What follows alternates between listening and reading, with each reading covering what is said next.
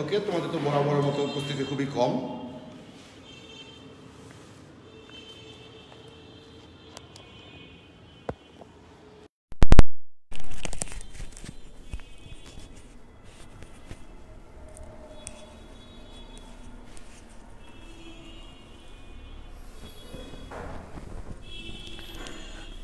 আচ্ছা দেখো, তোমরা বেশ কিছু অঙ্কের প্রবলেম বলেছ। ওকে, আচ্ছা সাউন্ডটা বোঝা যায় কিনা একটু দেখো তো। আচ্ছা একটু দেখো পয়া লাগানোর পর।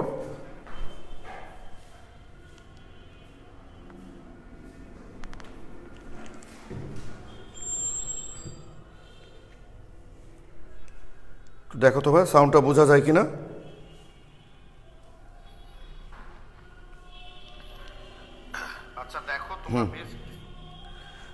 আচ্ছা দেখো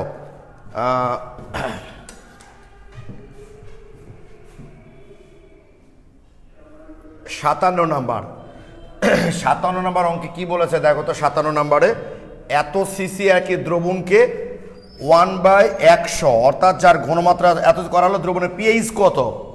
তার মানে তোমরা অবশ্যই ল্যাবরেটরি নিরাপদ ব্যবহার অধ্যায়ের দেখবা, দুইটা ক্লাস দেওয়া আছে তোমাদের ইউটিউবে। এটা এর আগে অনেকবার বলেছি।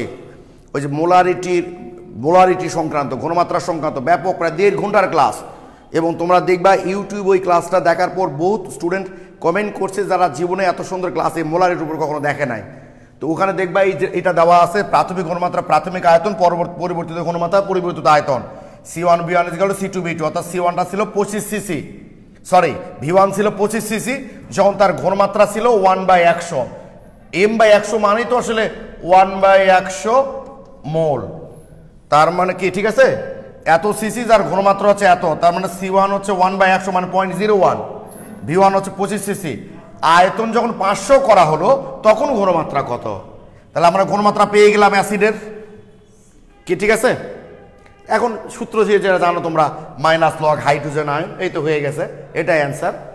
তোমরা যারা আমাকে 57 নম্বর অঙ্কটা প্রবলেম বলেছিল, গাধা অ্যানানের আকার যত বড় হয়, জিনাত পারবেন লিখেছ যে ভাইয়া অ্যানায়নের আকার যত বেশি হয় স্থিতিশীলতা তত বেশি হয়, তাহলে হাইড্রোজেনকে যায়। গাধা এখন ধরো আয়োডাইড স্থিতিশীলতা যদি বেশি হয় তাহলে হাইড্রোজেন এখান থেকে সহজেই চলে যেতে চাইবে, কারণ চলে গেলেই তো স্থিতিশীল হবে। আমি একটা জায়গায় এখানে দাঁড়িয়ে আছি, এখান থেকে এই পারে পা দিলে আমি স্থিতিশীল হয়ে যাব, তাহলে আমি কি করতে চাইবো, নিশ্চয়ই এবারে পা দিতে চাইবো।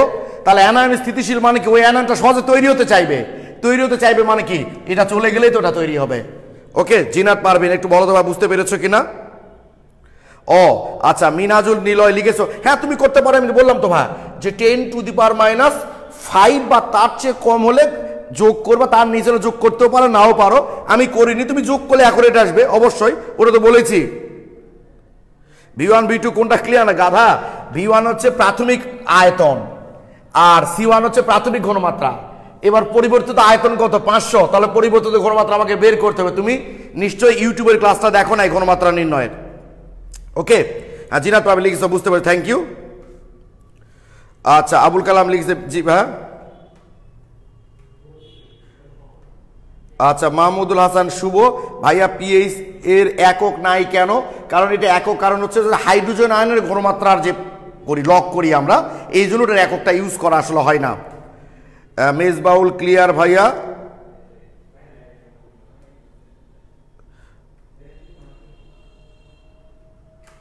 আচ্ছা তোমরা এই যে 58 করে দেন, এটা তো দিব রে ভাই। আমি আগে বলছি 57 বুঝতে পেরেছো, সেটা দেখো।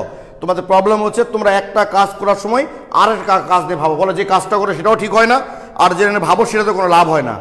বুদ্ধিমানেরা যে কাজটা যখন করে তখন সেটা নিয়েই ভাবে।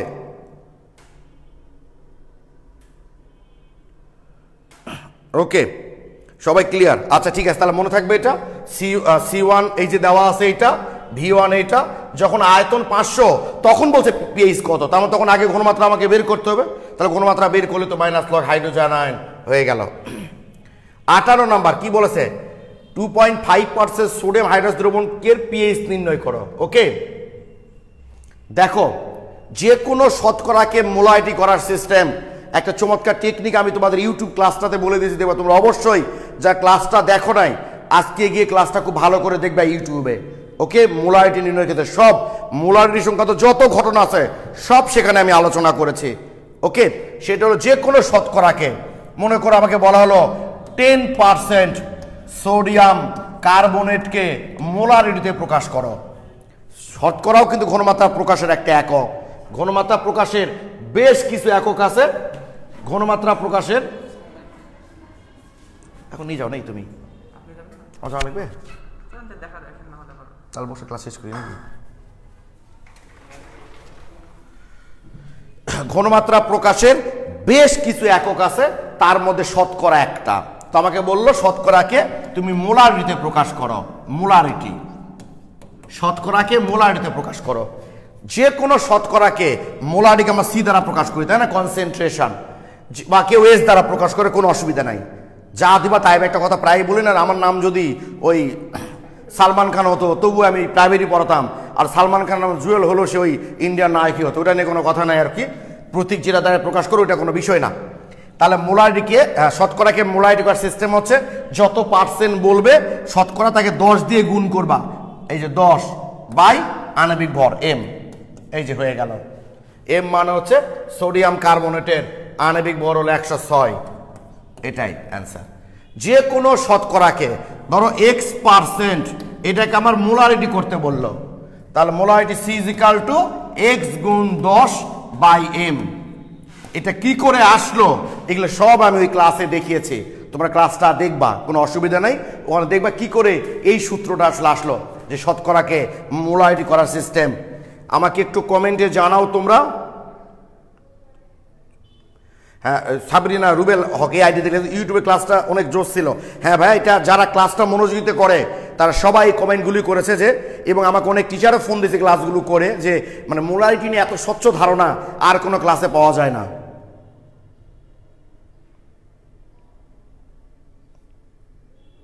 শামসুজ্জা ইবনে আজিজ আগের অঙ্কটাতে লিখেছে C1 25, C2 100, 1/C2 1/100 হবে কেন বোকা? ভাষাটা ভালো করে দেখো কি বলেছে, যে এত দ্রবণকে এত করা হলো, এই দ্রবণকে বলার পর ব্র্যাকেট দিয়েছে, মানে কি ওই দ্রবণের ঘনমাত্রা ওটা। আমি একটা কথা বলে ব্র্যাকেট দিয়ে দিলাম, তার মানে আমার কথাটা ওই ব্র্যাকেটের কথাটা আগের কথার সাথে যুক্ত। শামসুজ্জা ইবনে আজিজ, বুঝতে পেরেছো ভাইয়া?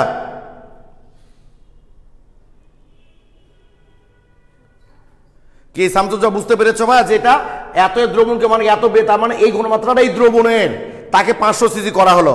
শামসুজ্জা ইবনে আজিজ ক্লিয়ার কিনা ভাই বলো একটু এটাও।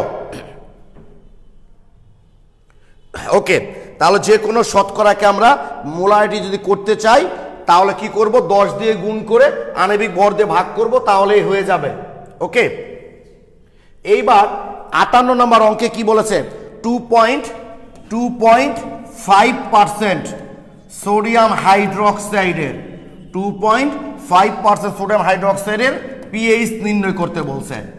তাহলে আমার প্রথম কাজটাই হবে শতকরাকে মোলারিটি করা। তাহলে সোডিয়াম হাইড্রোক্সাইড ঘনমাত্রা আমরা বের করব প্রথমে। তাহলে মোলারিটি বের করতে হলে কি করতে হবে, 2.5 ইন্টু সূত্রের 10, আর সোডিয়াম হাইড্রোক্সাইড আণবিক ভর কত, 40।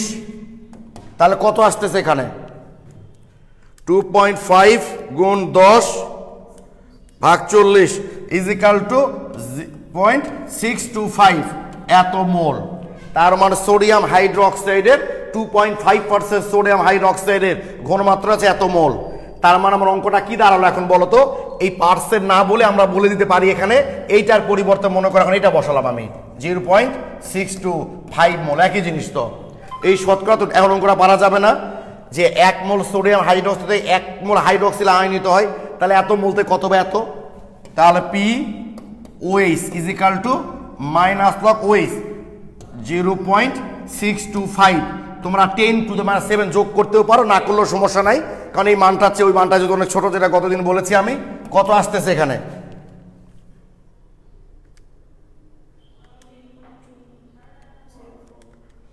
0.204 না, 0.204, এটা পিওএইচ বের হলো। এখন আমরা খুব সহজেই এখান থেকে পিএইচটা বের করে ফেলতে পারি। পিএইচ ইজ ইকুয়াল টু ওই যে 14, মানে pH plus pOH is equal two 14। এই যে পিএইচটা আমরা বের করবো এখন 14 থেকে বিয়োগ করলে, এই হয়ে গেল আমাদের 58 নম্বর অঙ্কটা। তোমরা প্লিজ একটু কমেন্টে জানাও এখন একটু বলো। ও সামজেবিন নাজিব বলছে জি ভাই বুঝতে পারছি, থ্যাংক ইউ। আচ্ছা এখন একটু বলো তো ভাই,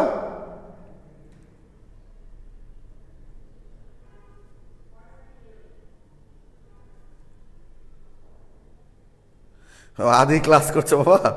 আচ্ছা নাজল হাসান ওয়েলকাম। আচ্ছা Afroz Mostari clear, thank you. Mohua Sarkar clear ভাইয়া, thank you. Naima Jannat Fima clear, বুশরা ইয়াসমিন বুঝেছি ভাইয়া। সম্পদ মন্ডল ক্লিয়ার ভাইয়া। আনভি লেমন আচ্ছা অ্যান্সার লিখেছে, thank you. SP Das clear, Abu Raihan clear, thank you. আমার মনে হয় 58 নম্বর অঙ্কটা সবাই বুঝতে পেরেছ। ওকে দেখো আমার কথা বুঝতে পারছো ভাই, যে একটু আমি হিন্টস দিয়েছি জাস্ট এভাবেই সহজ করে দেখো, এই যে করে দিয়েছি, এখন আমার মনে হয় বুঝতে পেরেছো তোমরা। ওকে আচ্ছা এবার 60 নাম্বারটা অনেকে বলেছে 60, তাই না? 60 নাম্বারটা দেখা, এখন 60 নাম্বার অনেকে প্রবলেম বলেছো। কোন অ্যাসিডের পিএইচ এর মান এত হলে 1 সিসি পরিমাণ ওই দ্রবণে হাইড্রোজেন আয়নের ঘনমাত্রা আয়নের সংখ্যা কত? পিএইচ তাহলে দেখো ভাই, কোন দ্রবণে কোন অ্যাসিডের পিএইচ এর মান 2.5 হলে 1 সিসি পরিমাণ ওই অ্যাসিডে হাইড্রোজেন আয়নের সংখ্যা কত? আচ্ছা হিন্টস দেওয়া থাকা সত্ত্বেও বুঝতে পারো না তোমরা, আমি একটু হিন্টসটা আগে বুঝাই দিই, যদি না বুঝতে পার তারপর আমি ডিটেলসটা লিখবো আর কি, ঠিক আছে? আগে হিন্টসটা একটু দেখাই দিই ভাইয়া তোমাদের। কোন অ্যাসিডের পিএইচটা বলা আছে এখানে, তাহলে পিএইচটা যখন বলা আছে তাহলে হাইড্রোজেন আয়নের ঘনমাত্রা আমরা সহজে বের করে ফেলতে পারবো, তাই না? ওই যে গতদিন যেটা করেছি আমরা অ্যান্টি লগ মাইনাস পিএইচ, তাহলে তুমি ঘনমাত্রা পেয়ে গেলা। তোমাদের মনে নাই ভাই এটা এন সমান সিভি? যদি মনে না থাকে তাহলে ওই যে বললাম মোলারিটি নির্ণয়ের ওই ক্লাসটা তোমরা ইউটিউবে দেখবো, ওখানে দেখানো হয়েছে। তাহলে এন সমান সিভি, তাহলে এখানে সি এর মান কত বের হয়েছে? 3.16 into 10 to the power minus 3, 3.16 into 10 to the power minus 3 into V কত? এই এন সমান সিভি, ভিটা কিন্তু লিটার, এন সমান সিভি, ভিটা কি লিটার। তো এখানে 1 সিসি, 1 সিসি মানে হচ্ছে 1 সেন্টিমিটার কিউব, ওই সেন্টিমিটার কিউবকে সংক্ষেপে সিসি বলা হয়, ইজিক্যাল টু 1 ml। তাহলে ml কে যদি লিটার বানাতে চাই তাহলে কি করতে হবে? আমাকে 10 টু দি পাওয়ার মাইনাস 3 দিয়ে গুণ করতে হবে, মানে 1000 দিয়ে ভাগ করতে হবে আর কি। তাহলে আমি মোল সংখ্যা পেয়ে গেলাম। তো মোল সংখ্যা যদি পেয়ে যাও তুমি, তাহলে আয়ন সংখ্যা তো সহজেই পেয়ে যাবা, তাই না? মোট আয়ন বলো, অণু বলো, পরমাণু বলো, যেটাই বলো না কেন, এন সমান এন ইন্টু এন এ, অর্থাৎ মোল সংখ্যাকে যদি আমরা অ্যাভোগাড্রোর সংখ্যা দিয়ে গুণ করি তাহলেই বের হয়ে যাবে। আমি আবার প্রথম থেকে বলছি, এরপরও বুঝতে না পারলে আমরা করব। সেটা হলো আমরা প্রথমে আয়তন দেওয়া আছে দ্রবণের, হাইড্রোজেন আয়নের ঘনমাত্রাটা আমি বের করে নিলাম কিভাবে? পিএইচ যেহেতু দেওয়া আছে ওখান থেকে যে অ্যান্টি লগ মাইনাস পিএইচ করে, তাহলে আমি ঘনমাত্রা পেয়ে গেলাম, আয়তন তো দেওয়াই আছে, এন সমান সিভি, এই সূত্র দিয়ে আমরা মোল সংখ্যা বের করে ফেললাম। সি এর মান পেলাম, ভি এর মান লিটার করব, তাই 1 সিসিকে দেখো 1000 দিয়ে গুণ করে লিটার করা হয়, মাইনাস 1000 দিয়ে গুণ করে লিটার করা আছে। এবার আমার বের হয়ে গেল মোল সংখ্যা। তো মোল সংখ্যাকে যদি আমরা অ্যাভোগাড্রোর সংখ্যা দিয়ে গুণ করি তাহলে তো মোট অণু হলে অণু, আয়ন হলে আয়ন, পরমাণু হলে পরমাণু, সেটা আমরা বের করতে পারি। এখন একটু প্লিজ বলো তো ভাইয়া, এই 60 নাম্বার অঙ্কটা তোমরা বুঝতে পারলা কিনা? 60 আলবি লিমন বলেছ যে জি ভাইয়া খুব ভালোভাবে বুঝতে পেরেছে, থ্যাংক ইউ আলভি লিমন। আর কেউ ভাইয়া বুঝতে না পারলেও বলবা যে ভাইয়া বুঝি নাই, হ্যাঁ চেপে যাওয়া যাবে না কথাবার্তা। খোলা লাগছে নাকি?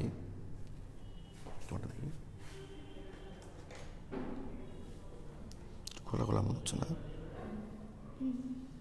কিছু পড়ছে কি? Okay thank you, thank you. সবাই বুঝতে পেরেছো, তার মানে নতুন করে আমাকে আর করতে হলো না। কেউ বুঝতে পারোনি এমনটা আছে ভাইয়া? Okay thank you, thank you, thank you. Afroz Mostari লিখেছো, তানিয়া খাতুন, কানমনেচা কান্তা, সবাই লিখে, মেজবাউল, বুশরা, থ্যাংক ইউ, সবাই ক্লিয়ার লিখেছ। ওকে এবার আমরা 61 নাম্বার অঙ্কটা করব, তাই না? 61 ফসফরিক অ্যাসিড মিশ্রিত 1.5 লিটার দ্রবণে 3 গ্রাম ফসফরিক অ্যাসিড আছে, দ্রবণের পিওএইচ নির্ণয় করো। পিওএইচ চাইছে, দেখছো কি বিটলামি করেছে? তাহলে প্রথম কাজটা হবে আমার ফসফরিক অ্যাসিডের ঘনমাত্রা বের করা। আমার প্রথম কাজটাই হবে ফসফরিক অ্যাসিডের ঘনমাত্রা বের করা। এখানে করব নাকি আলাদা জায়গায় করবো? এখানে মনে করা যায়, তাই না? আচ্ছা, ফ্রেশ করেই করি। হ্যাঁ, আচ্ছা এখানেই করি, আমার মনে হয় দেখা যাবে, তাই না? প্রথমে আমরা ফসফরিক অ্যাসিডের ঘনমাত্রা বের করব। আচ্ছা ঠিক আছে, আমি তাহলে ফ্রেশ করে করি।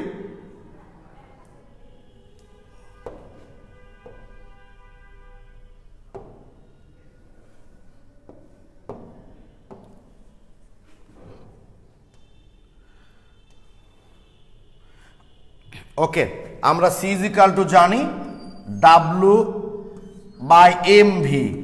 তোমরা হয়তো বলবা ভাই আমরা তো জানি C is equal to W into 1000/mv। বললাম তো ইউটিউবের ক্লাসটা দেখবা, সব ক্লিয়ার হয়ে যাবে। 1000 কখন দিব? যখন আয়তনটা মিলিলিটারে হবে। আর 1000 না দিলে আয়তনটা কিসে থাকবে? এখানে লিটারে। W কত আছে একটু বলো তো দেখে। আচ্ছা W কত আছে আমরা একটু দেখে নিই।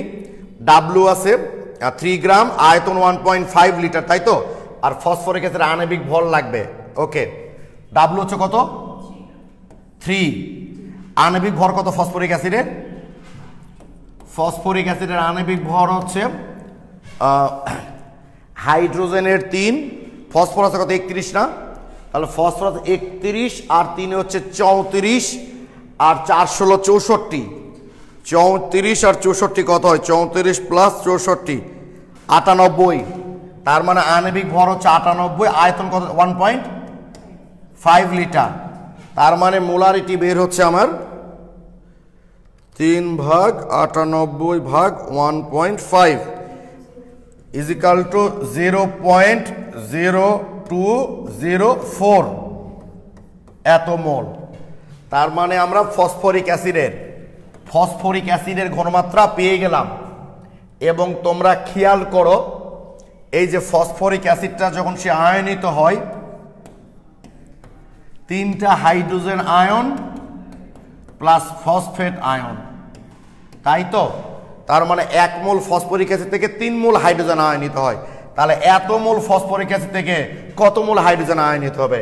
তার মানে 3 গুণ 0.0204। ঠিক আছে, 10⁻⁷ আর যোগ না করলেও কোনো প্রবলেম নাই, কারণ এটা বুঝতেই পারছো যে অনেক বড়। 10⁻⁷ সে তুলনায় অনেক ছোট, করলেও কোনো অসুবিধা নাই। তাহলে pH is equal two -log 3 into 0.0204। কত আসতেছে পিএইচ এর মান এখানে?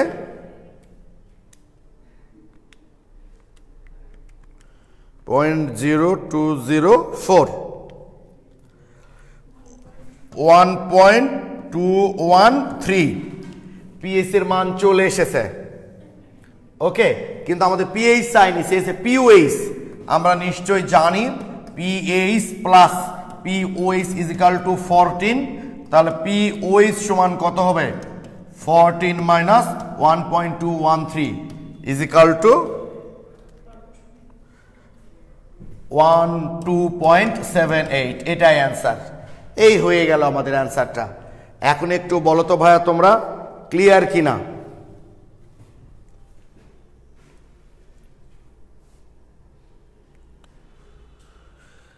এখন বলো একটু প্লিজ, আমাকে কমেন্টে জানাও যে তোমরা ক্লিয়ার কিনা প্লিজ।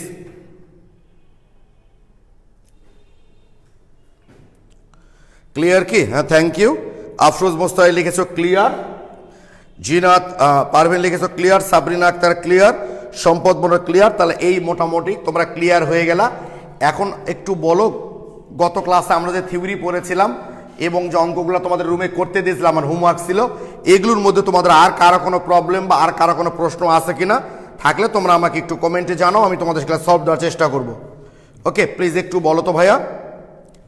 আসমাউল হোসনা, তানিয়াম, মিনহাজুল ইসলাম নিলয়, মাহমুদুল হাসান শুভ, সবাই, নাদিম মাহমুদ, সবাই ক্লিয়ার লিখেছ। এসপি দাস, একটু বলো তো ভাইয়া যে তোমাদের গত ক্লাস থেকে কারো কোনো প্রবলেম আছে কিনা, আমাকে একটু কমেন্টে জানাও। না থাকলে আমি শুরু করবো আজকে নতুন টপিকস। ওকে, আর ওই যে কে বি এর মানগুলো পড়তে বলেছিলাম, ওগুলো কি পড়েছ? এখন যদি মনে করো যে অনলাইন ক্লাসে আমি পড়েছি কি পড়ি নাই, ভাইয়া তো সেটা বুঝতে পারবে না, তাহলে তো কিছু বলার নেই ভাইয়া, ঠিক আছে, সত্যিই বুঝতে পারবে। কিন্তু অফলাইন ক্লাসে হলে তোমাদের পড়াগুলো আমি ধরতাম, তাহলে বুঝতে পারতাম যে বুঝতে পারছো কেন। আচ্ছা, একজন লিখেছো শুভ 56 নাম্বারটাতে সমস্যা। এই গাধা, এটা কি সমস্যা? পিএইচ দেওয়া আছে, হাইড্রোজেন মোলারিটিতে নির্ণয় করো। তো মোলারিটি বলুক আর না বলুক, ওরা তো মোলারিটিতেই বের হয়। হাইড্রোজেন আয়ন সমান কি লিখবে এখানে? খুব সহজ, অ্যান্টিলগ মাইনাস পিএইচ মানে হচ্ছে -2.699। ট্রাই করো নি বোধের রুমে, অঙ্কটা হয় কিনা, হয়ে গেল তো। অ্যান্টিলগ মাইনাস এটা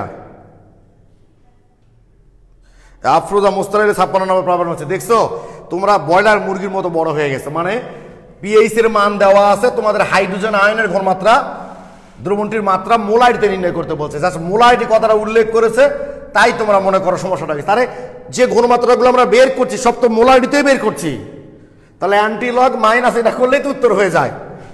এখন বলো, এই যে আফরোজ মুস্তারি লিখেছিলা, তারপর আরেকজনকে লিখলা শুভ, তোমাদের বুঝতে পারলা কিনা বলো আমাকে? শুভ এবং আফরোজ মুস্তারি বুঝতে পারলা কিনা প্লিজ একটু বলো তো। তোমাদের প্লিজ একটু আমাকে বলো, তাহলে আমরা অন্য টপিকসে চলে যাব, নতুন টপিকসে চলে যাব।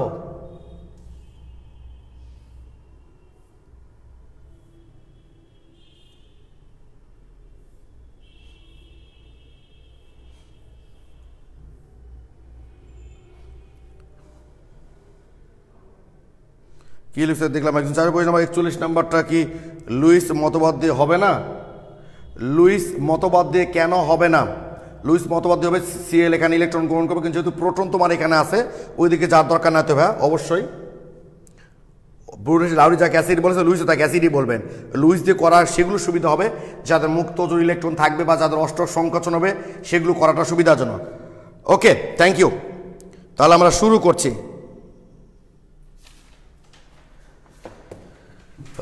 তাহলে এখন দেখো,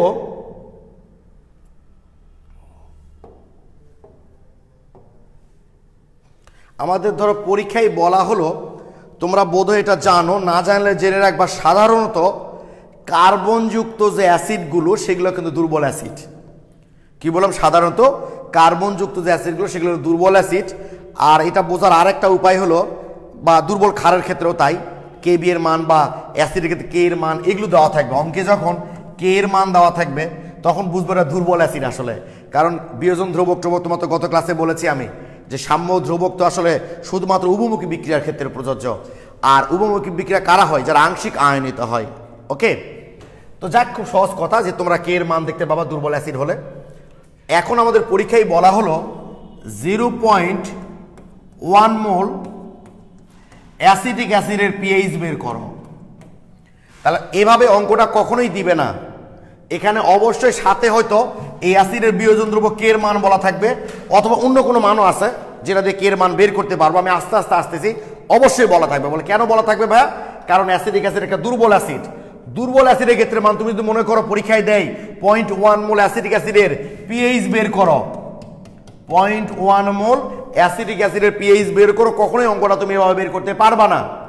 যদি বলো কেন পারবা না ভাই, এখানে হয় কে এর মান দেওয়া থাকবে, অথবা বিয়োজনের পরিমাণ আলফার মান দেওয়া থাকবে, যে কোনো একটা দেওয়া থাকবে। হয় কে এর মান দেওয়া থাকবে অথবা আলফার মান দেওয়া থাকবে, শুধু ঘনমাত্রা দেওয়া থাকবে না। খুব সহজ কথা এটা, আমার কথা ক্লিয়ার? যে যেমন এখানে HCl, phosphoric acid, sulphuric acid, nitric acid, এগুলো যেমন শুধু ঘনমাত্রা দিয়েই বলেছিল পিএইচ বের করো, দুর্বল অ্যাসিডের ক্ষেত্রে এভাবে কখনোই বলবে না। হয় কে এর মান দেওয়া থাকবে অথবা আলফা বিয়োজনের পরিমাণ দেওয়া থাকবে। কেন বিয়োজনের পরিমাণ দেওয়া থাকবে? কারণ এটা সম্পূর্ণ আয়নিত হয় না।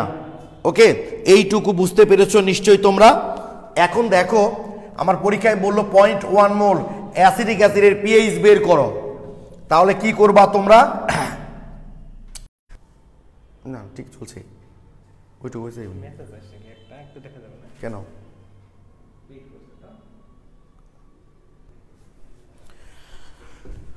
ওকে, তাহলে দেখো একটু, অ্যাসিটিক অ্যাসিড সে আয়নিত হয়ে অ্যাসিটেট আয়ন আর হাইড্রোজেন আয়ন তৈরি করবে, তাই না? এই তো যেমন এর আগে আমরা HCl দিয়েছিলাম, তখন কি করেছিলাম? HCl তীব্র তড়িৎ বিশ্লেষণে সে সম্পূর্ণরূপে আয়নিত হয়, এই যে একমুখী চিহ্ন ব্যবহার করেছিলাম। এখন খেয়াল করো তো ভাইয়া, 1 মোল অ্যাসিটিক অ্যাসিড এটা কি সম্পূর্ণ আয়নিত হবে? বলো সম্পূর্ণ আয়নিত হবে? গুড, হবে না। ভালো করে লক্ষ্য করো, এর স্টেইওচিওমেট্রিক বা স্টেইকিওমেট্রিক যাই অনুপাত কি 1:1:1। তাহলে এর মনে করো যদি প্রাথমিক মূলে 1 নিতাম আমরা, তাহলে এটা কত হতো? এটা ধরো 0:0। ওকে, সাম্যাবস্থা, সাম্যাবস্থা। তাহলে 1 মাইনাস আলফা, এটা কি আলফা, এটা হলো কি আলফা, ঠিক তো? তার মানে 1 মোল থেকে আলফা তৈরি হলো, তার মানে এটা 1 মোলের জন্য বিয়োজনের পরিমাণ, মানে বিয়োজনের মাত্রাও বলতে পারি। 1 মোলের জন্য বিয়োজনের পরিমাণ কি বিয়োজনের মাত্রা বলতে পারি। বাট আমার অঙ্কে দেওয়া আছে কত? 0.1 মোল। তাহলে মনে নাই তোমাদের?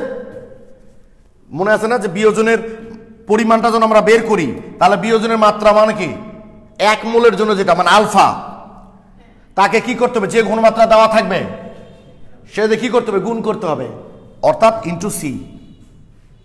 অর্থাৎ আলফা, অর্থাৎ এখানে ঘনমাত্রার কথা বলা মানে আলফা তো মানে আলফা মানে একটা বিয়োজনের পরিমাণ, সহজ কথা। এটা বিটা লেখা উচিত ছিল, তাই না? অর্থাৎ আমি বলতে যাচ্ছি তোমাদের খুব সহজ কথা, হাইড্রোজেন আয়নের ঘনমাত্রাটা হবে আলফা সি। খুব সহজ কথা। আলফাটা হলো বিয়োজনের মাত্রা। এই যে আলফা, এটা কয় মোলের ক্ষেত্রে আলফার মান বলো তো? 1 মোলের ক্ষেত্রে। অঙ্কে দেওয়া আছে কত? 0.1 মোল। তাহলে ওইটাতে আমাকে কি করতে হবে? গুণ করতে হবে, তাহলে ঘনমাত্রা পেয়ে যাবা। এখন কথা আছে, তোমরা হয়তো বলবো আমাকে, ভাই এই ক্ষেত্রে কি গুণ করি না? অবশ্যই গুণ করি। এই ক্ষেত্রে সম্পূর্ণ আয়নিত, 100% আয়নিত হয় যে। তার মানে ব্যাপারটা কি দাঁড়ানো দেখো একটু, যদি এটা HCl হতো, HCl hydrogen ion plus chloride ion, তাই না? তার মানে 100% আয়নিত হয়। তাহলে 1 মোল থেকে 1 মোল উৎপন্ন হয়। তাহলে 0.1 থেকে কত হবে? 0.1 গুণ 1। তাহলে 0.1 গুণ 1 করে তো 0.1ই হয়। মানে এটা যেহেতু 100%, মানে আলফার মান 100%, এই জন্য ওই 100% মানে কি 1, 100/100। তাহলে ঘনমাত্রা যেটা সেটাই থাকে। আর এখানে যেহেতু সম্পূর্ণ আয়নিত হয় না, তাই আমাদেরকে গুণ করতে হয়, আলফা সি করতে হয়। অর্থাৎ কতটুকু আয়নিত হচ্ছে সেটা গুণ করতে হয়। এইটুকু বুঝতে পেরেছো কিনা একটু বলো, একটু প্লিজ আমাকে বলো, এইটুকু বুঝতে পেরেছো কিনা যে দুর্বল অ্যাসিডের ক্ষেত্রে হাইড্রোজেন আয়নের ঘনমাত্রা ইজিক্যাল টু আলফা সি। এটা বুঝতে পেরেছো কিনা? আলফাটা হলো 1 মোলের ক্ষেত্রে কতটুকু আয়নিত হচ্ছে এবং কত ঘনমাত্রা দেওয়া আছে অঙ্কে, সেটা যদি গুণ করলে আমরা পেয়ে যাবো আর কি। তাসনিম আচ্ছা, থ্যাংক ইউ। কি মোনা ক্লিয়ার? আচ্ছা, এসপি দাস ক্লিয়ার, সম্পদ মন্ডল ক্লিয়ার, সৌরভ চৌধুরী ক্লিয়ার, মাহমুদ আর শুভ, বুঝলাম ভাইয়া। কি ঠিক আছে? এইগুলো ক্ষেত্রে কিন্তু করা হয়। এখানে কি হয়? সম্পূর্ণ আয়নিত হয়। তার মানে আলফা গুণ 1, তাহলে আলফার মানটাই তো হয়।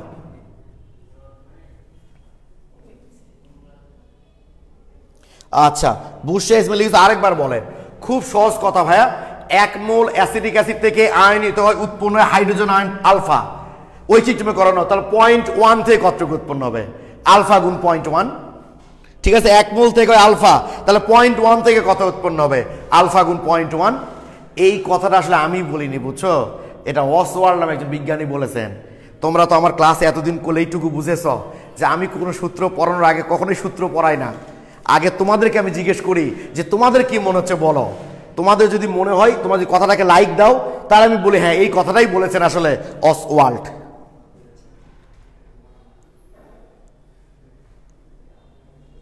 আচ্ছা, আনিকা তাসনিম আরেকবার বললাম তো ভাই, এখন ক্লিয়ার কিনা বলো তো। আর বুশরা ইয়াসমিন, খুব সহজ জিনিস ভাই, বিষয়টা খুব সহজ। দেখো খুব সহজ, যে আমাদের যখন তীব্র অ্যাসিড আমরা ব্যবহার করেছিলাম, যে এর 1 মোল থেকে, ধরো এর 1 মোল থেকে 1 মোলই আয়নিত হয়, মানে আলফা টালফা না, যা ছিল তাই আয়নিত হয়। তার মানে কি, আমার যদি 5 মোল দেওয়া থাকে, তাহলে 1 মোলের ক্ষেত্রে 1 মোলই আয়নিত হয়, তাহলে 5 মোলের ক্ষেত্রে কত? 5। তাই তীব্রের ক্ষেত্রে কোনো অসুবিধা হয় না। বাট আলফার ক্ষেত্রে 1 মোল থেকে উৎপন্ন হচ্ছে দেখা যাচ্ছে আলফা মানে 0.25, মনে করি এরকম বললো। অ্যাসিডিক অ্যাসিড 25% আয়নিত হয়, তার মানে 1 থেকে চলে যায় কত? 0.25। তাহলে এরও কত হবে? 0.25। তাহলে 0.1 থেকে কতটুকু হবে? 0.25 গুণ 0.1। অর্থাৎ হাইড্রোজেন আয়ন, দুর্বল অ্যাসিডের ক্ষেত্রে hydrogen ion is equal to alpha C. মনে রাখবা এটা, তাহলে হয়ে গেল। খুব সহজ বিষয়। ওকে, আচ্ছা, তাহলে অসওয়াল্ডের লঘুকরণ সূত্রটা আমরা একটু দেখি। অসওয়াল্ডের সূত্রটা কিন্তু লঘু অ্যাসিড ক্ষারের ক্ষেত্রে প্রযোজ্য, তীব্র ক্ষেত্রে না। অ্যাসিড বা ক্ষার যত লঘু হবে অসওয়াল্ডের সূত্র তত বেশি কার্যকর হবে। ঠিক আছে, মাথায় থাকে যেন যত বেশি লঘু হবে। আচ্ছা আনিকা এবার বুঝেছি, থ্যাংক ইউ। অসওয়াল্ডের সূত্রটা মাথায় রাখবা। এটা অ্যাসিড যত দুর্বল হবে, ক্ষার যত দুর্বল হবে, অসওয়াল্ডের সূত্রটা তত বেশি কার্যকর হবে। এখন ধরে নাও এইটা একটা দুর্বল অ্যাসিড, দেখো এইচ দ্বারা বুঝালাম হাইড্রোজেন আয়নিত হবে, আর এ মান হচ্ছে অ্যানায়ন, কারণ হাইড্রোজেন যাওয়ার পর তো অ্যানায়নই তৈরি হচ্ছে। কি রে, হাইড্রোজেন যাওয়ার পর অ্যানায়ন তৈরি হচ্ছে না? এই যে অ্যাসিডিক অ্যাসিড, এখান থেকে হাইড্রোজেন চলে গেলে কি হচ্ছে, এই যে অ্যানায়ন, অ্যাসিডেট আয়ন প্লাস কি হাইড্রোজেন আয়ন, তো হাইড্রোজেন চলে গেলে তো অ্যানায়নই তৈরি হচ্ছে। তাহলে এইটা একটা দুর্বল অ্যাসিড, সে আয়নিত হয়ে হাইড্রোজেন আয়ন আর অ্যানায়ন তৈরি করলো। ঠিক আছে, তাহলে সাম্যাবস্থায় 1 মোলের ক্ষেত্রে তাহলে এর যদি আলফা যায় তাহলে এর কত, আলফা আলফা। ঠিক আছে, তাহলে 1 মোলের জন্য এটা ঘনমাত্রা যে সি হয়, ঠিক আছে, আলফা সি সহজ কথা। এটা 1 মোলের জন্য আলফা সি মোল, একটু আগে বললাম না হাইড্রোজেন আয়ন সমান আলফা সি। তাহলে অ্যাসিডের ধ্রুবক কে সমান কি লিখতে পারি আমরা, সি আলফা গুণ C alpha by C into 1 minus alpha. Just আমরা অসওয়াল্ডের সূত্রটা এখন ক্যালকুলেশন করছে। ওকে, 1 এর জন্য আলফা, সি এর জন্য কত যাবে, তাহলে এই একটা সি কেটে গেলে কি থাকবে দেখো তো, K is equal to alpha square C by 1 minus alpha.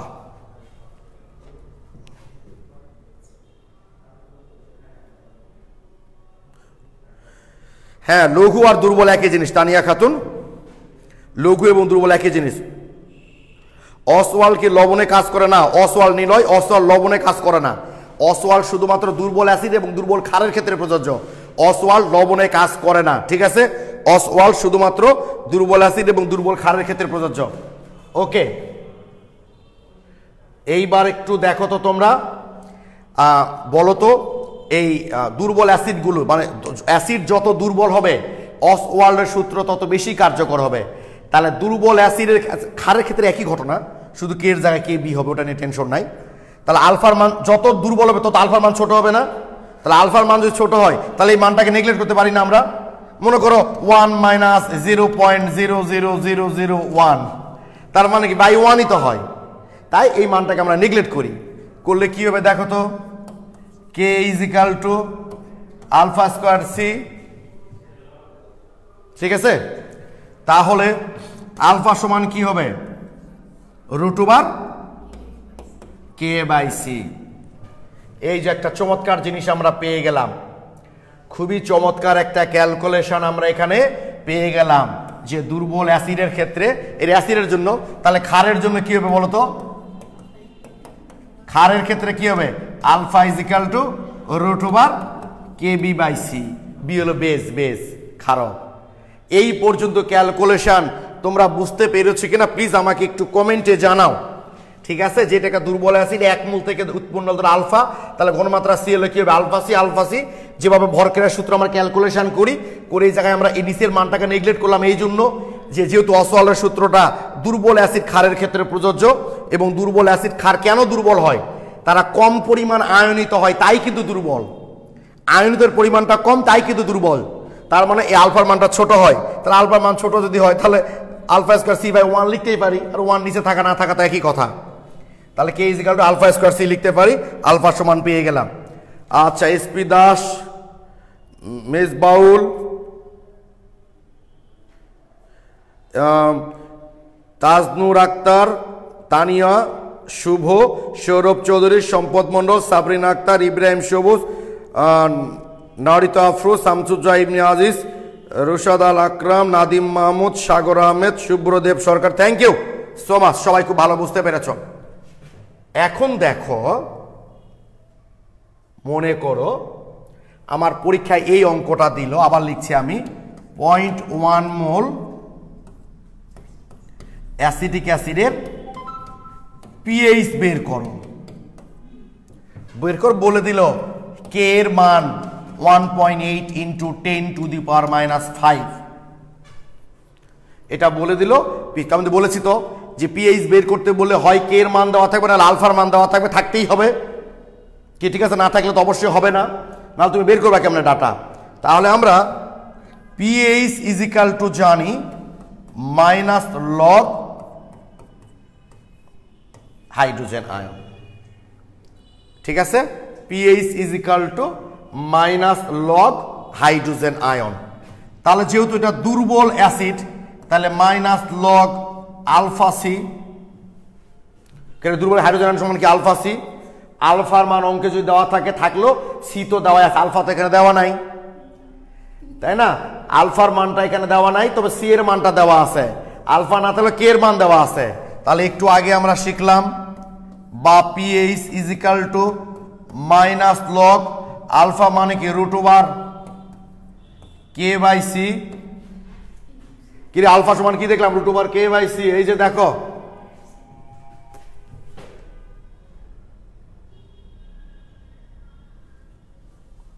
এই যে দেখো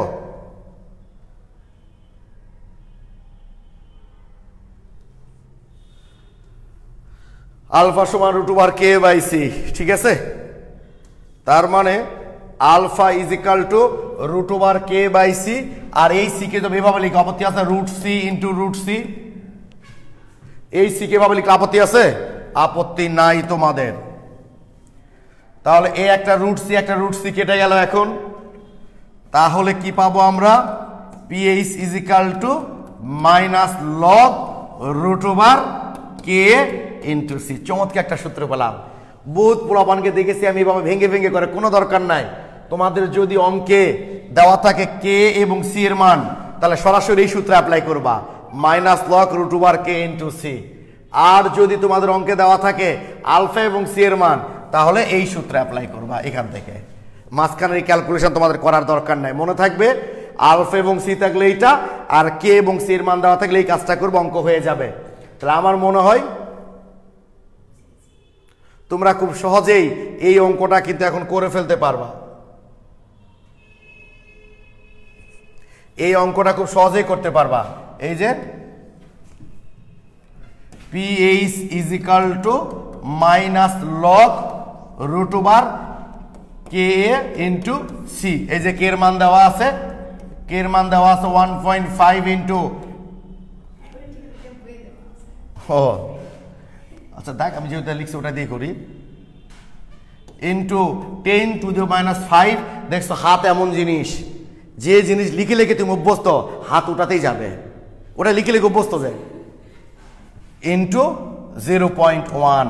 এই যে ক্যালকুলেশন করবা উত্তর হয়ে যাবে। ওকে, একইভাবে ক্ষারের ক্ষেত্রে আমরা এখানে লিখতে পারি, ক্ষারের ক্ষেত্রে pOH is equal to minus log √/, Kb into C. ওটা অ্যাসিডের ক্ষেত্রে পিএইচ, ক্ষারের ক্ষেত্রে পিওএইচ। এই পর্যন্ত ক্যালকুলেশন তোমরা ক্লিয়ার কিনা দেখছো? স্টুডেন্ট এখন 60 নিচে নেমে চলে এসছে। ওকে, ক্লাসের মান আসলে খুবই খারাপ, স্বাভাবিক।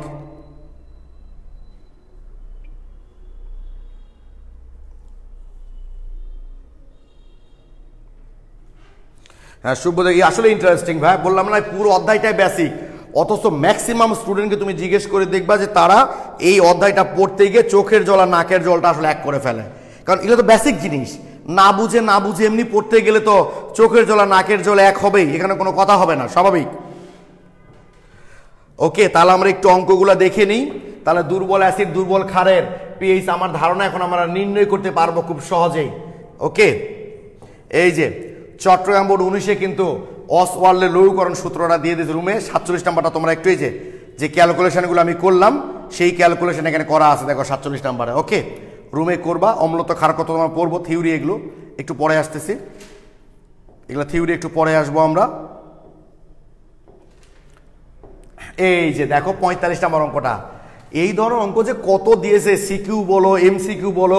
45 নাম্বার, পেজ নাম্বার হচ্ছে তোমাদের 430, 45 নাম্বার 430 পেজের 45 পেয়েছো। 0.1 মোল অ্যাসিড গ্যাসের কে এর মান দেওয়া আছে, পিএইচ বের করতে বলছে। একইভাবে 0.1 মোল অ্যামোনিয়াম হাইড্রোজেন কেবি, এখান থেকে পিওএইচ বের হবে। 46 নম্বর কি বের হবে? পিওএইচ। তাহলে 14 থেকে বিয়োগ করলে তোমরা পিএইচটা পেয়ে যাবা। 47 নম্বর দেখো 1 মোলার দ্রবণে এইচ এর শতকরা কত ভাগ বিয়োজিত হয় গণনা করা। কে এর মান দিয়ে দিয়েছে, সি এর মান দেওয়া আছে, আলফা বের করতে বলছে। ওকে, আর তো গত হয়েছে 39। এখন তোমরা এগুলো পারবা ভাই। অর্থাৎ আজকে তোমাদের হোমওয়ার্ক হলো একদম এই যে কোথায় থেকে শুরু করবে একটু চেষ্টা করবা। শোনো, যে অঙ্কগুলো পারবা না বারবার চেষ্টা করবা। তারপর আমি তো আসি রে ভাই, তুমি যদি মনে করো ওই একবার চেষ্টা করলাম পারলাম না, এত কষ্ট কে করবে? ভাইয়াকে বললে তো ভাইয়া করে দেয়। আসলে ভাইয়াকে বললে তো ভাইয়া করে দিবে, কিন্তু বারবার চেষ্টা করার পরেও যখন পারবা না, মনে করো না ওই সময়টা তোমার সময় নষ্ট হচ্ছে। ওই যে চিন্তা করার কারণে তোমার কনসেপ্টটা তো ক্লিয়ার হবে। আমি দেখবা বোর্ডে জিনিসটা লেখার সঙ্গে সঙ্গে ধরে ফেলবা, আর ওই জিনিসটা তুমি জীবনে আর কোনোদিন ভুলবা না। যে কোনো ভালো কাজের, যে কোনো সফল কাজের পিছনে হিউজ পরিমাণ একটা শ্রম থাকে, একটা ধৈর্য থাকে। বেশিরভাগ মানুষই আমরা সেই শ্রমটা দিতে পারি না, সেই ধৈর্যটা আমরা ধরতে পারি না, ফলে বেশিরভাগ মানুষই আমরা সফল হতে পারি না। যেমন আগামী শনিবার থেকে তোমরা জানো যে তোমাদের অফলাইনে ক্লাস শুরু হবে, আর অফলাইনে ক্লাস শুরু হলো কিন্তু অনলাইন ক্লাসগুলো চলতেই থাকবে ফার্স্ট পেপার শেষ না হওয়া পর্যন্ত। সকাল 6:30, তোমরা অনেকে আছে 105 নম্বর ব্যাচের স্টুডেন্ট, সকাল 6:30 তোমাদের ব্যাচ শুরু হবে। আমিও সকাল 6:30 তোমাদের ক্লাস শুরু করব। বাট বেশিরভাগদের স্বাভাবিক এটা, কারোই কিন্তু ঘুম থেকে 5:30 পৌনে 6টায় ঘুম থেকে উঠতে ইচ্ছা করবে না। মনে আরেকটু শুয়ে থাকি, আরেকটু ঘুমে থাকি, মনে হবে যে পড়া থেকে ঘুম উত্তম। কিছু স্টুডেন্ট দেখবা ঠিকই তারা 6:30টার মধ্যে এখানে ক্লাসে উপস্থিত হবে, তারাই গেইন করবে। ঠিক আছে, গেইন কোনো কিছুতে গেইন করতে গেলে এত সহজ না যে তুমি আদরে ঘরের দুলাল, মানে আলালে ঘরের দুলাল হয়ে থাকবা আর সফলতা তোমার হাতে এসে ধরা দিবে, এটা ভাবাটাও অন্যায়। ওকে,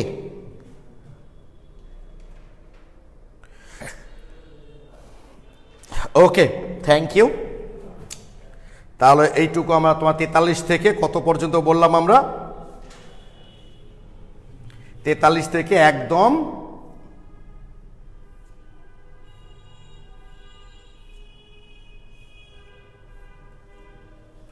এই যে 62 নাম্বার পর্যন্ত, না 65, একদম 65, 43 থেকে 65 পর্যন্ত তোমাদের হোমওয়ার্ক। এর মধ্যে যে যেটা পারবা না সেটা নিয়ে আসবা। আরেকটা কথা বলে দিই, মাথায় রাখবা, এই হাইড্রোজেন আয়ন মানে এটার নামও কিন্তু হাইড্রোনিয়াম, এটার নামও কিন্তু হাইড্রোনিয়াম। তোমরা জানো কোনো কিছুর উপর আম শব্দ মানেই ওটা ধনাত্মক। সোডিয়াম, পটাশিয়াম, রুবিডিয়াম, এই যে কার্বনিয়াম, এই যে হাইড্রোনিয়াম, এই দুটা কিন্তু একই জিনিস। মানে এটা দেওয়া আছে মানেই বুঝবা এটা দেওয়া আছে। যদি বলো কেন ভাইয়া, কারণ হাইড্রোজেন আয়নটা ওই জলীয় দ্রবণে আসলে ওই হাইড্রোনিয়াম রূপেই থাকে, এভাবে থাকে। মানে এই আয়নটা জলীয় দ্রবণ সেভাবে থাকে, তাই এটা মানেই বুঝবা এইটা, এটা যেন মাথায় থাকে যে H+ মানেই কিন্তু H3O+, একই জিনিস। ওকে, আগে করো না, আসলে করতে গেলে প্রবলেম ফেস করবা, তারপরে না আমি সলভ করব। ওকে, তাহলে আজকে আমরা আবার একটু থিওরি পড়ি, নাকি বলো? নাকি ক্লাস করতে বিরক্ত লাগতেছে? কোনটা? ক্লাস করতে কি বিরক্ত লাগতেছে? এবার আমরা যেটা পড়ব আমরা সেটা হলো লবণের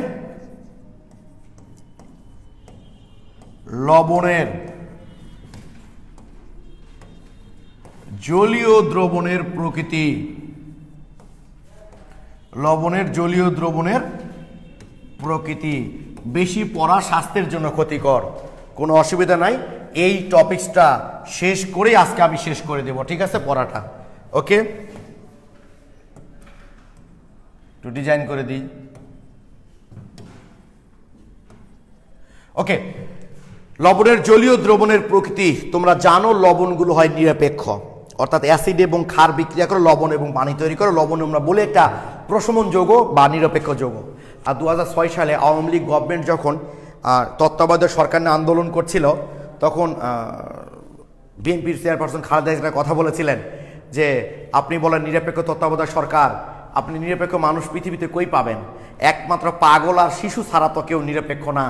তো নিশ্চয়ই এই দেশটাকে আমি পাগল এবং শিশুর হাতে তুলে দিতে পারি না। তো যাক, কথাটা সত্য যে পাগল এবং শিশু ছাড়া আসলে কেউ নিরপেক্ষ না, তাই না? আমি তো যতই নিরপেক্ষ বলি, আমি তো ভোট দেওয়ার সময় কোনো না কোনো প্রতীকে তো ভোট দেবো, তাই না? তো আমি তো চাইবো যে আমি যে প্রতীকে ভোট দিচ্ছি সেই প্রতীকটা যেন জয়লাভ করে।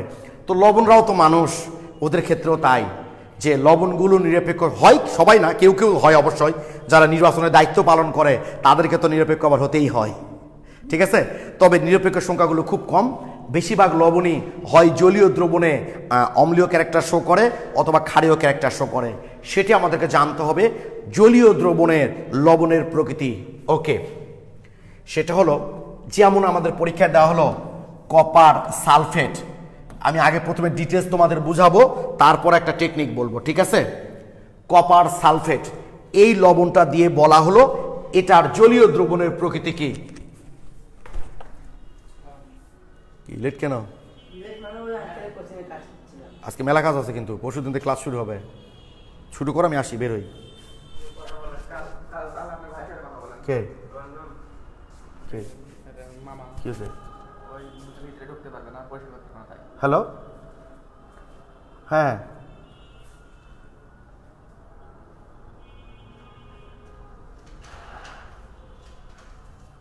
আচ্ছা, আমি ক্লাস নিচ্ছি, ক্লাসটা শেষ করে ফোন দিচ্ছি। হ্যাঁ, আমি ক্লাস নিচ্ছি। আচ্ছা আচ্ছা, কপার সালফেট, কপার সালফেট এই লবণের জলীয় দ্রবণের প্রকৃতিটা আসলে কি? কপার সালফেটের জলীয় দ্রবণের প্রকৃতি তো তোমরা জানো লবণের দুইটা অংশ থাকে, একটা ক্যাটায়ন অংশ, একটা হচ্ছে অ্যানায়ন অংশ, ঠিক আছে। লবণের এটা হলো 2+, ঠিক আছে, আর এটা হলো 2-। তো লবণের দুইটা অংশ থাকে, একটা ক্যাটায়ন, একটা হচ্ছে অ্যানায়ন। তাহলে ক্যাটায়নটাকে তোমরা জানো, এটাকে আমরা বলে থাকি ক্ষারকীয়মূলক, ক্ষারকীয়মূলক, ঠিক আছে। লবণের ক্যাটায়ন অংশটাকে বলা হয় ক্ষারকীয়মূলক, আর অ্যানায়ন অংশটাকে বলা হয় অম্লীয়মূলক। লবণের ক্যাটায়ন অংশটাকে বলা হয় ক্ষারকীয়মূলক, আর অ্যানায়ন অংশটাকে বলা হয় অম্লীয়মূলক। কেন বলা হয় তোমরা সেটাও তো নিশ্চয়ই জানো ভাই।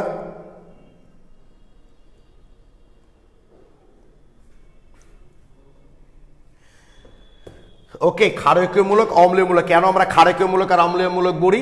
কারণ লবণের ক্যাটায়নটা আসে ক্ষার থেকে, আর অ্যানায়নটা আসে কোথায় থেকে ভাইয়া? অ্যানায়নটা আসে অম্ল থেকে। তাই লবণের ক্যাটায়নটাকে বলি আমরা ক্ষারকীয়মূলক, আর অ্যানায়নটাকে বলি আমরা অম্লীয়মূলক। কারণ খেয়াল করে দেখো তোমরা, কপার সালফেট এটা ক্ষার থেকে এসছে, তার মানে এই যে কপার হাইড্রোক্সাইড ছিল, স্বাভাবিক কপার হাইড্রোক্সাইড, আর সালফেট আসবে তার মানে কোথায় থেকে? সালফিউরিক অ্যাসিড থেকে। এই তো ঠিক আছে, হয়ে যাবে এখানে কি কপার সালফেট প্লাস পানি। ওকে, সমতা করলাম না, থাক। তো এখন সমতা করা খুব কঠিন না, এখানে 2 দিলেই বোধহয় সমতা হয়ে যায়। তো যেটা বলছিলাম, এই যে কপার সালফেট এই লবণটা এসছে কপার হাইড্রোক্সাইড, আর একটা হচ্ছে সালফিউরিক অ্যাসিড।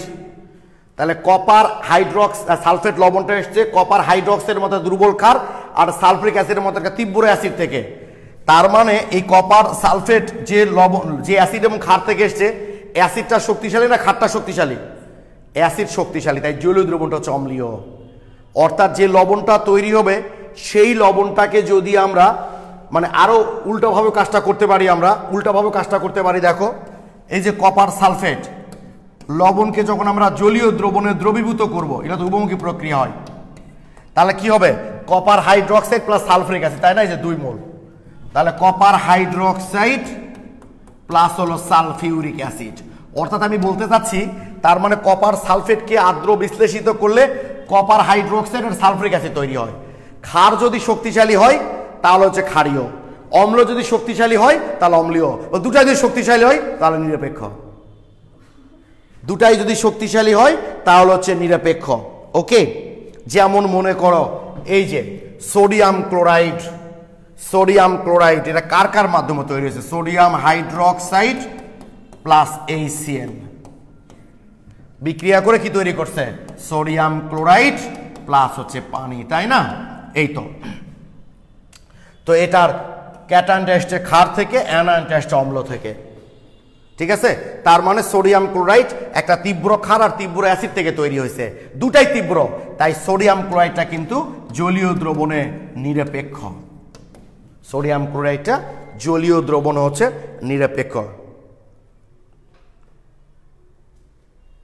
ওকে, তাহলে আমরা একটু টেকনিকটা শিখি। শোনো, একটা টেকনিক দেখো, ধরো MZ একটা লবণ, এখানে M ইজিক্যালটা আমরা প্রকাশ করলাম ক্যাটায়ন, এমটা মানে হলো ক্যাটায়ন আর Z মানে হলো অ্যানায়ন, অ্যানায়ন। ওকে, তো মাথায় রাখবা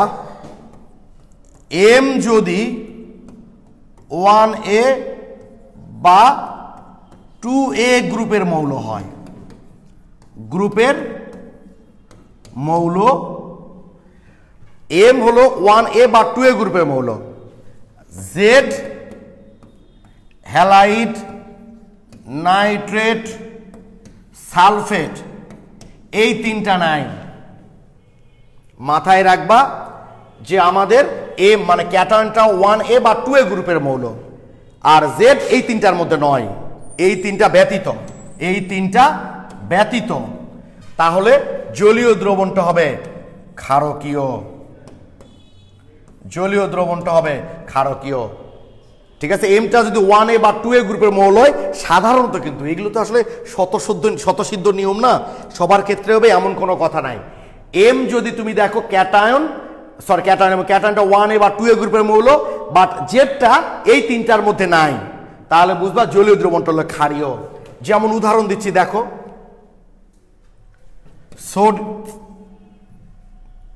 উদাহরণটা দেখো, সোডিয়াম বাইকার্বনেট। খেয়াল করে এখানে সোডিয়ামটা কিন্তু 1A গ্রুপের মৌল, আর অ্যানায়নটা কি এই তিনটার মধ্যে আছে, তাহলে জলীয় দ্রবণ কি হবে? ক্ষারকীয়। এর জলীয় দ্রবণটা হচ্ছে ক্ষারকীয়। আমার মনে হয় তোমরা এই টেকনিকটা বুঝতে পেরেছো। হ্যাঁ, এই শামসুজ্জামান ইবনে আজিজ, একদম থ্যাঙ্কস ভাইয়া। আমি যখন তোমাদের গুণগত রসায়নের লবণ টবণগুলো পড়াইছিলাম সেদিন একদিন তোমাদের এগুলো করিয়েছিলাম, ঠিকই বলেছ। ওকে, এইবার আমরা চলে যাই M1A ও 2A গ্রুপের নয়, 2A গ্রুপের নয়, আর জেড হচ্ছে হ্যালাইড বা সালফেট বা নাইট্রেট, এই তিনটার মধ্যে, তার মানে অম্লীয়, তার মানে জলীয় দ্রবণটা হচ্ছে অম্লীয়। ওকে, যেমন মনে করো ferric chloride, ferric chloride, ferric chloride, এখানে দেখো এটা হলো হ্যালোজেন, আর এটাকে তো 1A গ্রুপও নয় 2A গ্রুপও নয়, তার মানে এটা হচ্ছে অম্লীয়। এগুলো হলো চমৎকার technique.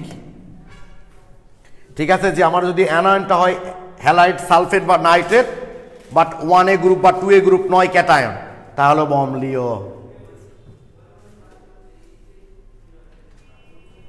R M is equal to 1A ও 2A, 1A বা 2A, আবার Z is equal to nitrate, sulphate, halide, তিনটাই আছে, তার মানে নিরপেক্ষ। এইভাবে তোমরা টেকনিক ভাবে বলতে পারবা। যেমন উদাহরণ দিই,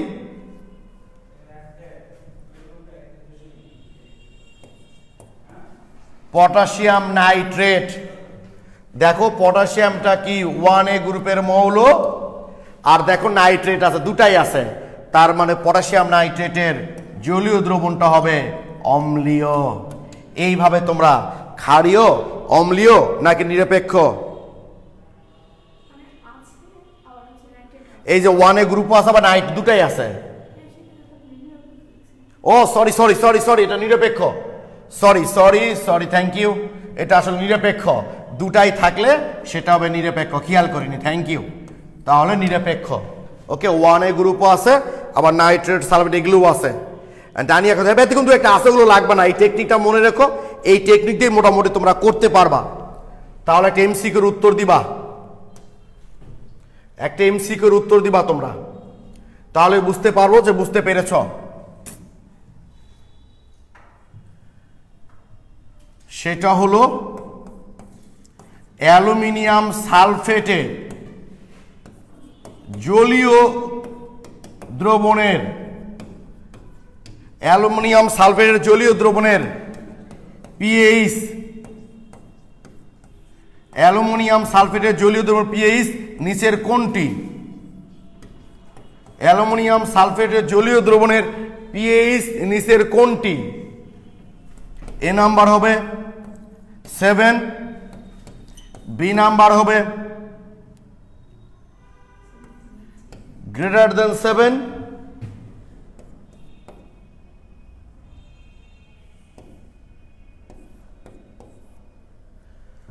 লেস দেন 7, ডি নাম্বার বলা কঠিন।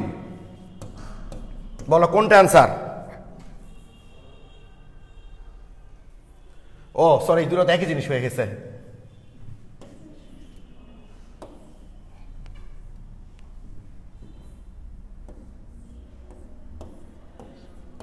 ওকে, এই যে এটা হবে, সরি। ওকে, বলো কোনটা অ্যান্সার হবে? থ্যাংক ইউ, সবাই সি লিখেছ। 7 এর চেয়ে কম হবে, ঠিক আছে, কারণ অ্যালুমিনিয়াম সালফেটটা হচ্ছে, অ্যালুমিনিয়াম সালফেটের জলীয় দ্রবণটা হচ্ছে অম্লীয়। অম্লীয় কি করে বুঝতে? এটা 1A বা 2A গ্রুপের মৌল না, আবার অ্যানায়নটা আসে সালফেট, অতএব অবশ্যই অম্লীয়। আর অম্লীয় হলে তো ভাই অবশ্যই, অম্লীয় হলে তো 7 এর চেয়ে ছোট হবে, অর্থাৎ এটার 7 এর চেয়ে ছোট।